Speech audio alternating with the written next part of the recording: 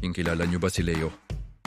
Isang batang hindi lang basta naglalaro, kundi isang tunay na bayani ng kalikasan. Sa maliit nilang barangay, si Leo ang tinaguriang munting bayani ng recycle.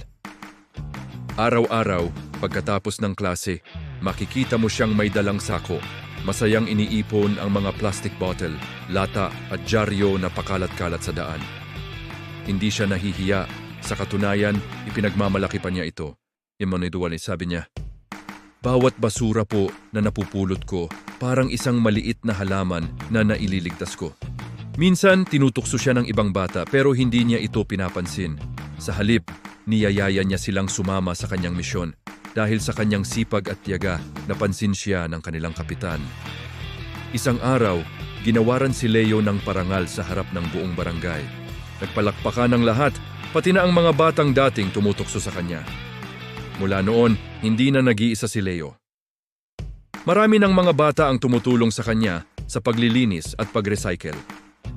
Ang kwento ni Leo ay patunay na walang maliit o malaki pagdating sa pagtulong sa ating mundo. Kahit sa simpleng pagpulot ng isang pirasong plastik, maaari ka na ring maging isang bayani. Ikaw, paano ka magiging bayani sa sarili mong paraan? I-share mo naman sa comments.